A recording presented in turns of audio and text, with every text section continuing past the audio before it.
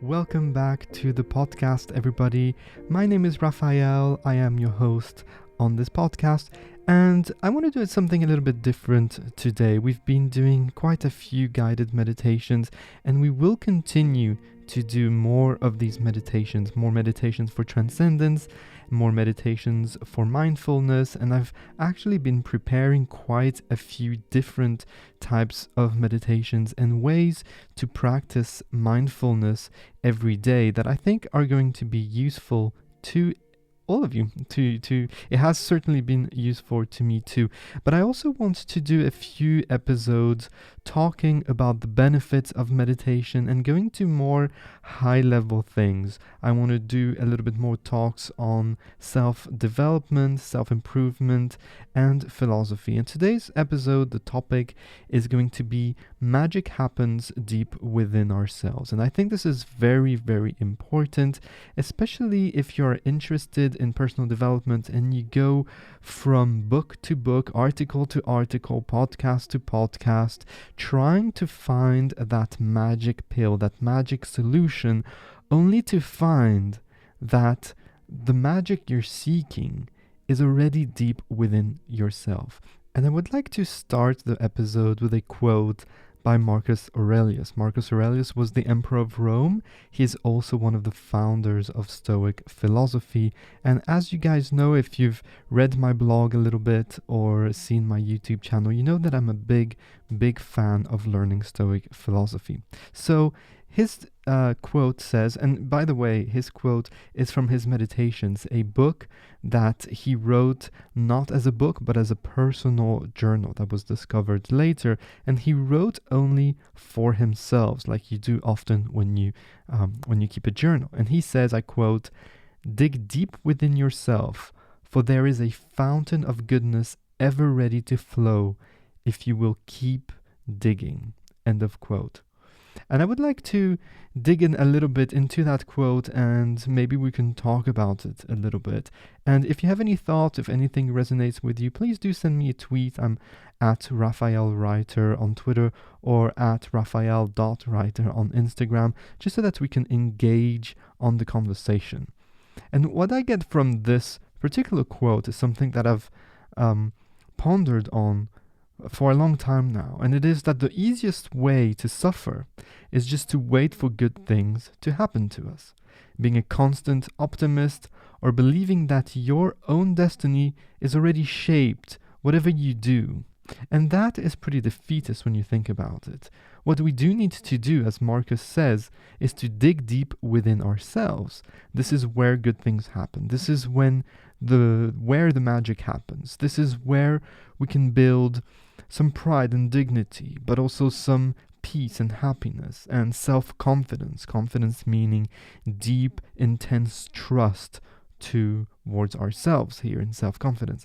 We must never wait for anything to happen in order for us to feel a certain way, i.e., I will be happy when I'm rich, or when I quit this shitty job, or whatever it is that whatever your yearnings are. But also on the other side of the spectrum, which is, I will feel sad if the relationship ends, or I will feel hurt in my heart if somebody says something mean, or if some people are gossiping about me. And this is just putting too much importance on life events which are out of our control. And now you might interject, well, I'm working hard to become successful and to be rich and to have a new house, a new car. So because I'm working hard, I am indeed taking control of the situation. And that is actually incorrect. You're working hard, and that's true. Congratulations. This indeed is in your control. The process, every action you take consistently with a goal in mind is indeed in your control. However, things do happen, good and bad, and that is life. We need to be flexible. We need to expect different outcomes. We need to expect obstacles. The outcome of the process itself is 99% of the time outside of your control. So imagine you write a paper, an essay, you do the best you can, then you put it in the letterbox, and that's it. Your control is out. and you wait for a result, and that result will depend on many things. Maybe your letter is lost, maybe this is not exactly what they're looking for, maybe X, Y, Z. But this, 99% of the time, it's outside of your control. You can think of the stoic archer also. The stoic archer is an analogy where the archer prepares his arrows, prepares his bows, and practices shooting his arrows for hours and hours. He masters his craft. And when comes the day to actually shoot at a particular target, what he does is he does his routine of shooting, puts the arrow on the string, pulls the string, take a deep breath, and boom, he shoots the arrow. What happens then? This is completely outside of the control. So the success already actually has happened because he did the best that he can possibly do. But now there could be a swish of the wind, there can be a bird that comes in, and hits the arrow, or anything can happen where he might miss the target. Actually reaching the target is not the goal, and reaching the target is not the measure of that archer's skill. The process is knowing that he did the best that he could on a given situation. So even if we work hard to change a life situation, we do not actually have control over the change. Therefore, we should not be expecting anything. Otherwise, we will suffer. We're projecting ourselves to the future. We're earning for a result. And if it doesn't happen, we will be disappointed, frustrated, and this will create suffering. So we need to stay focused on the path, on each action that we take, that we do consistently, and we need to do this the best we can, for that is indeed within our power, and we need to trust ourselves that every action is driven by virtue, so by courage and wisdom and self-mastery, temperance, the 4 core virtues of Stoicism in that case. And if you respond to adversity with virtue, this will create great strength within yourself. This will create great self-confidence. Why? As we talked about before, self-confidence is the ability to trust yourself intensively, confidere, with intense trust. And so when you act with virtue, when you act in synchronization, in coordination to your values, then you start trusting yourself in the ability to respond to X, Y, and Z with dignity. You don't lie. You don't respond to injustice with injustice. You respond to injustice with justice. You don't respond to gossip with more gossip. You respond to gossip by just putting it aside, observing it objectively, and not letting it affect you, and so on. And I would like to go a little bit further still in preventing suffering by retiring myself from any negative outcome that might come my way. And that can also be our actions. Our hard work, the practice of our duties, often fall outside of our control indeed.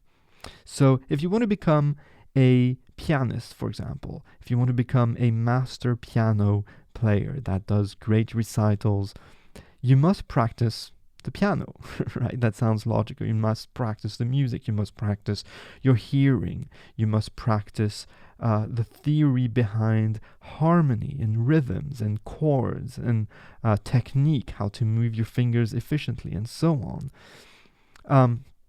What will happen then if you have an accident and you cannot practice or play anymore, either for a short period of time or for a long period of time, or sometimes forever? I have seen this happen when I was a music student in Paris. And this is something that we need to be prepared for. And one of the basic principles of Stoicism is indeed to always expect many different outcomes and situations. Seneca, who said, and I quote this many times and it's big on my wall, it's really important. Nothing should never be unexpected by us. Nothing should never be unexpected by us. And in order to truly live our philosophy, then we must actively practice preparation in the way that bad surprises do not surprise us and do not affect us emotionally. To come back to the example of the pianist who loses his fingers, here are the facts. He cannot control how good he will become. He cannot control how much applause he will get. He cannot control the response of the public toward his art. What he can control is the practice that he will put in every single day, hours and hours of practice, of hard work, of deep, intense, focused work. His ability to practice, though, can be taken away from him by an exterior event or stimulus that he has no control over, maybe an accident, family events, whatever it is, but also it can be taken away by internal stimulus, such as limiting thoughts and stress, anxieties, anything that will push him away from focusing on the task at hand. And that can also be yearning for success, yearning for that applause, yearning to become the best piano player that he can become. And so the conclusion to this is that there's a lot that we cannot control. And this is, there is indeed little that we can control. Day after day, moment after moment, our actions, our responses to stimulus. And ultimately, the way we react and handle these stimuluses, these events that are out of our control, is what creates strength and confidence and self-respect. So that's it for today's thoughts. I hope that you've taken something from it, and I hope that you will indeed notice that the magic happens deep within yourself, and that happens when you trust yourself in taking the right actions, when you let go of the outcomes, the yearnings for success or whatnot, the yearning for results, and that you root yourself deeply into the process. And meditation helps a lot for that, because it helps you to focus right here and now. We use an anchor like a vibration or a mantra or your breathing or your perception of things, or contemplation also. And you focus your mind there. The same way you need to focus your mind, you need to focus your energies on that process, because this is what you can control, and this is where the magic happens.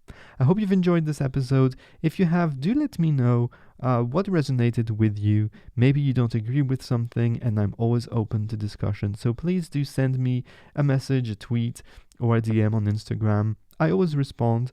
I try at least. So do that, and I'll see you in the next one. Take care. Bye-bye.